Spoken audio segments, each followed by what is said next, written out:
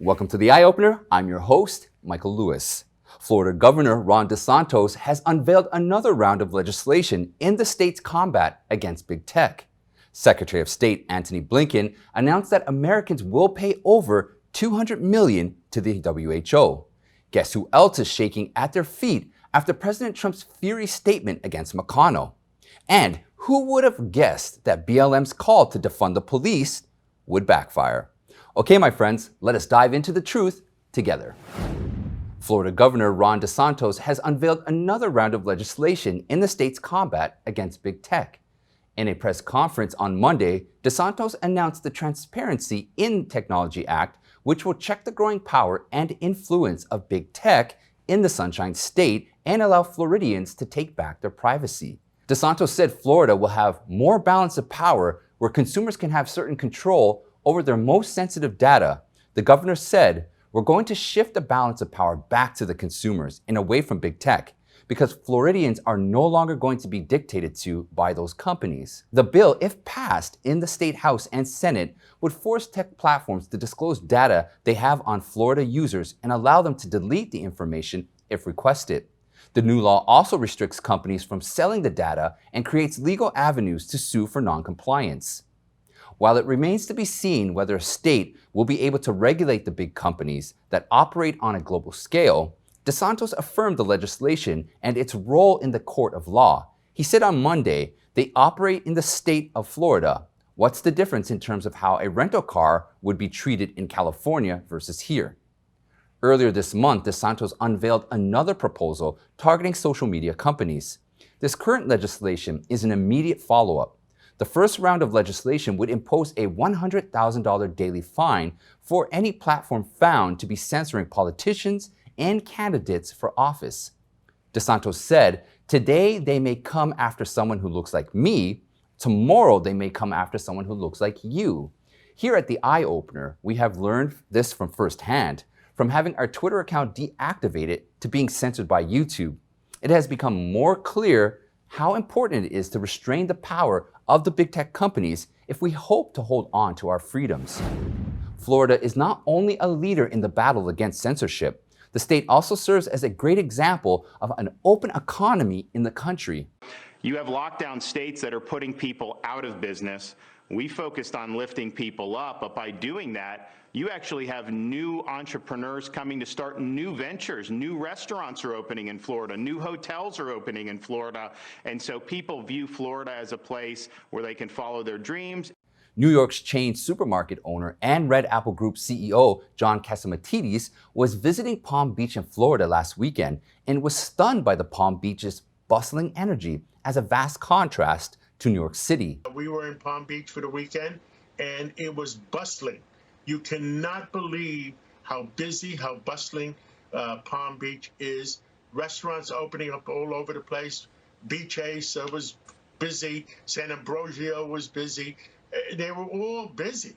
And meanwhile, driving to the airport on Friday, driving through New York City, it was dead. It was a ghost town. The CEO said that New York State has to be opened up. What they have now is hurting the citizens and the kids in New York. While the schools are wide open in Florida, all small businesses in New York are running out of business, which is a crime in itself.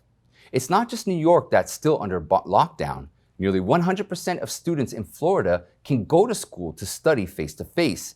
In California, the percentage is only 5%. According to February data, Florida's percentage of deaths caused by COVID-19 over the total deaths since the outbreak began last year is 9.7%, much lower than California's 12.6% and the U.S. average of 12.2%. It is particularly noteworthy that Florida has the highest percentage of elderly people in the country. Another interesting point is, unlike New York and California, Florida is not on lockdown and does not have crippling restrictions. This is certainly something for us to think about. Secretary of State Antony Blinken announced at the United Nations Security Council, "Today I am pleased to confirm that by the end of the month, the United States intends to pay over $200 million in assessed and current obligations to the WHO." Former President Trump froze U.S. contributions to the WHO last April and initiated withdrawal from the organization in July, criticizing its concealment over the pandemic in favor of the CCP. But Biden rejoined the WHO on his first day in office. The donations from the United States alone is about a quarter of the total annual funding of the WHO, which has 194 member countries. Democrats support the Biden administration's call for the WHO reform, but Republicans have called for defunding until it takes steps to reform. Florida Republican Senator Rick Scott tweeted, U.S. taxpayers should not be responsible for propping up the WHO, which has spread Communist China's COVID-19 propaganda. This is why we must pass my WHO Accountability Act. The WHO needs new leadership, recognition of Taiwan, and serious reforms before we spend another dime. Scott and Missouri Senator Josh Hawley introduced the WHO Accountability Act together on February 9th. Hawley said that day, time and again, the World Health Organization has prioritized advancing the Chinese Communist Party's interests over building a healthier world. Dr. Tedros and others, whose leader must be held accountable for their dereliction of duty, and the WHO must undertake comprehensive reform before it is allowed to benefit from U.S. tax dollars once again. After the acquittal, Trump's former deputy aide, Sebastian Gorka, was interviewed by Mike Graham from the Talk Radio UK. They compared the impeachment to Star Wars, saying that the attack only made Trump stronger. It's that scene near the end of the original Star Wars where Darth Vader and Ben Kenobi face off. Yes. And Obi-Wan says to Darth, if you strike me down now, I will be more powerful than you can ever imagine. Yes. Which is exactly what they just did to Donald Trump. Donald Trump is now the de facto, whether he runs or not, and I haven't asked him, but he's going to make that decision. Whether he runs or not, he is the most powerful person in America now outside of the White House. Despite 4 full years of the left's vilification of President Trump, Trump got 75 million votes, 11 million more than in 2016, giving him the most votes for a sitting president in U.S. history. Gorka believes this is because Trump's policies have won the hearts and minds of Americans, including many voters whose families have supported the Democratic Party for generations, who also agree with Trump's policies. According to a poll conducted by Gallup, 82% of all Republicans support Trump. And for those who don't support Trump, may receive a letter from their families, just like Representative Kinzinger did. Republican Representative Adam Kinzinger from Illinois, who has constantly criticized former President Trump and voted for the second impeachment in the House trial, received a handwritten letter from 11 members in his family renouncing Kinzinger's political stance. Kinzinger entered Congress in 2010. He is one of 10 House Republicans who voted to impeach the former president. Kinzinger also voted to remove Republican Representative Marjorie Taylor Greene from her committee seat. The 2-page letter was written by Kinzinger's cousin Karen Otto, in which she said she was extremely disappointed by Kinzinger's behavior, which have violated Christian principles. The letter reads, "Oh my, what a disappointment you are to us and to God. We were once so proud of your accomplishments. Instead, you go against your Christian principles and join the devil's army, Democrats and the fake news media. We thought you were smart enough to see through how the left is brainwashing so many so-called good people, including yourself and many other GOP members. You have even fallen for their socialist ideals. So sad." In the letter, Kinzinger's family acknowledged that Trump is not perfect, but defended him as a man of Christian faith. The family was embarrassed that Kinzinger now espouses a party that believes in socialism, which is opposite to the Christian faith and is an ultimate sin.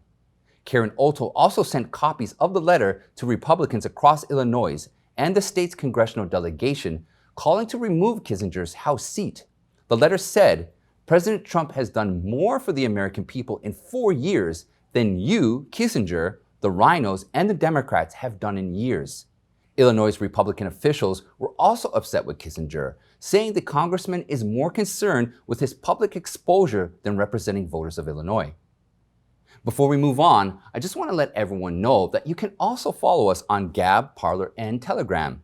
You can check out in the description for all our social media handles. Don't forget to sign up to our email list. That way, if I get deplatformed, I will be able to stay in contact with you. But most importantly, I want to say thank you to everyone for your continued support. Okay, let's get back into the show. In yesterday's episode, we pointed out that the reason why leftists are relentless in attacking Trump is because of his initiative to make America great again. And that is the MAGA movement they ultimately want to shut down. It is ridiculous to see some Republicans also joining in the attack. The National Pulse published an article to wake those Republicans up. It is an article worth reading in full. We'll post a link to it in the description, and I'll go through some key points here. The title of the article is "The Republican Establishment is Engaging in Political Suicide," and it opens with, "Led by Minority Leader Mitch McConnell, the Republican establishment appears to be set on trying to somehow expunge President Trump and the Make America Great Again movement from the GOP. History tells us that's a horrible idea for Republicans and a horrendous idea for the nation. It listed how Republicans have been doing poorly in education since George Bush Sr. until Trump swept the country with MAGA in 2016 and defeated Hillary Clinton with 63 million votes. The article goes on to say, in 2020, President Trump achieved historic highs for a Republican with African Americans, Hispanic Americans, Jewish Americans, and other voting blocs. Why? Because Donald Trump stands for a strong America, for opportunity, for the forgotten men and women who don't want our jobs and money going overseas to China. The MAGA movement is for less intervention and for more American manufacturing. MAGA stands for fair trade and for treating our allies such as Israel like our allies and our enemies such as Iran like our enemies. Without President Trump and his movement, the Republican Party is one of unnecessary wars, unfair trade, and unchecked elitism. It points out that although it is correct for Americans of all political views to condemn the violence that happened on January 6th at the U.S. Capitol, it should not cause the GOP to cut itself off from its base, which is unquestionably the MAGA crowd. The article concluded with, "The GOP should acknowledge President Trump as its leader, the MAGA movement as its lifeblood, and work to grow the almost 75 million voters in order to be force for generations to come." We have covered in yesterday's episode that Trump released a statement via his Save America committee after McConnell wrote an op-ed on the Wall Street Journal attacking him after the acquittal. It is worth noting that after being silent since leaving the White House, this was Trump's first official statement on party politics. President Trump was blunt in pointing out that the Republican Party can never again be respected or strong with political leaders like Senator Mitch McConnell at its helm. And he spelled out that McConnell has no credibility on China because of his family's substantial Chinese business holdings. He does nothing on this tremendous economic and military threat. President Trump had never been so flat out in pointing out these matters before. Some observers say this powerful statement pronounced Trump's comeback, and the turnaround from silence to comeback is accomplished with this push of McConnell, the hypocritical figure of the Republican Party establishment. McConnell represents three types of people. One is the establishment, the slippery politicians in the Washington swamp. The second is the group of people who are desperately bashing Trump after the election with the real goal of attacking the MAGA movement behind Trump. And the third, he represents the elite class of American politicians and businesses who are closely connected with the Chinese Communist Party. These three types of people are probably shaking in their boots, seeing Trump's statement, realizing the former president is now coming back to the arena. The effects of Trump's bold statement are quickly being manifested in Kentucky, McConnell's home state. The Republican caucus of Kentucky County issued a statement on February 16th calling for McConnell's resignation as Senate Republican leader in Congress, saying that McConnell no longer represents public opinion and that almost all local Republicans will not stand with him. A poll conducted by Political Magazine from February 12th to the 15th showed that McConnell's approval rating was down to 18%, with as many as 64% of people opposing him. According to a national poll conducted by Quinnipiac University during the Senate impeachment trial and after Trump's acquittal, 75% of Republicans surveyed wanted Trump to continue to assume the leadership role of the Republican Party, and 86% did not want Trump to be barred from running for a political office. After all the ups and downs, Trump's approval rating has not decreased, but climbed again and again. The public opinion within the Republican Party is thus clear. McConnell has not yet responded to Trump's statement and calls for his resignation. After George Floyd's case last year, Minneapolis was the first major city to follow the BLM's suggestions and began to defund the police. Well, things have backfired. Crime spiked and slow police response time has caused complaints from residents. Let's take a trip down memory lane. On May 30th, 2020, BLM called for the defunding of the police department. They say it is time for the country to address systematic problems with policing in America. BLM suggested some alternative plans replacing the police funding. Here are some selected ones: the legalization of marijuana to stop incarceration for the drug, mental health responders to attend mental health crisis in place of armed police, decriminalization of sex workers, and the formation of an independent union for sex workers to ensure individuals have insurance, childcare, and safety precautions. So who pays for the union dues? The sex worker or the pimp? This is just ludicrous. The Minneapolis City Council unanimously voted a budget on December 10th, 2020, that will shift about $8 million from the police department toward violent prevention and other services. But on February 15th this year, the City Council voted unanimously to approve $6.4 million of additional funding to hire more cops. The Star Tribune reported the Minnesota City Police Department said it has about 638 officers available at work, which is 200 fewer than in recent years. Several cops quit or retired. Approximately 155 officers remain on some form of extended medical or psychological leave. In the months since the protest, many residents have urged the city to hire more cops, saying they're waiting longer for responses to 911 calls amid a surge of violent crimes. Even though Minneapolis might recognize the mistake they have made and are now trying to hire more officers, Breitbart posted an article which said they are worried that the people who take their law enforcement careers seriously are not going to apply to work on a police force where the city council is still trying to eliminate them and where violent terrorists are allowed to riot. And it is indeed worrying that the Minneapolis City Council will hire $6.4 million worth of cops who couldn't find work anywhere else. At the same time, Minnesota Governor Tim Walz proposed to create a $35 million state aid and emergency account which would reimburse local governments for providing mutual aid for unplanned or extraordinary public safety events. This proposal would include, but not limited to, bolstering security during the murder trial of the former Minneapolis officers charged with killing George Floyd. Local, state, and federal authorities have been preparing for demonstrations and potential civil unrest for months.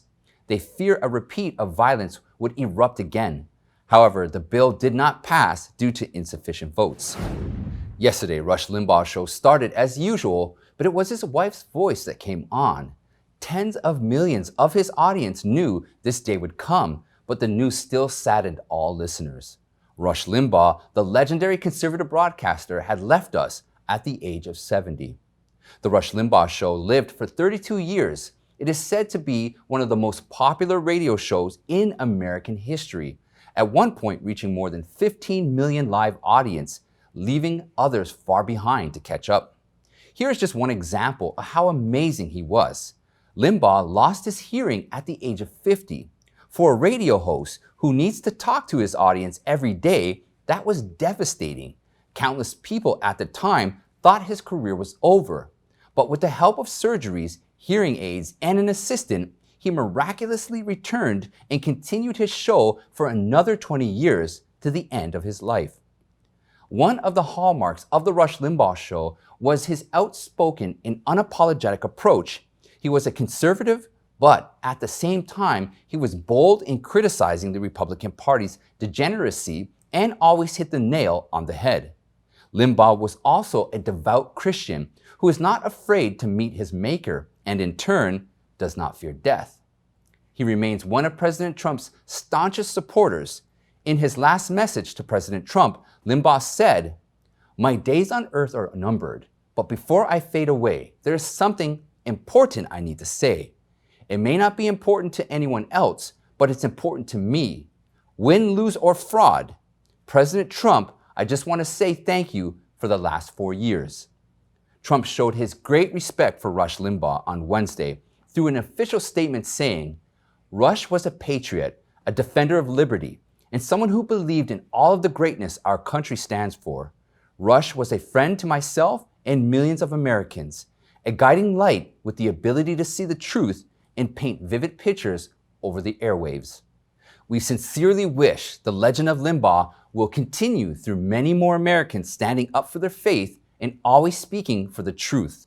All of us at the Eye Opener send our deepest condolences to the Limbaugh family. Well, that's it for today, my friends. Please like and share, and if you haven't yet, please subscribe, and I'll see you next time.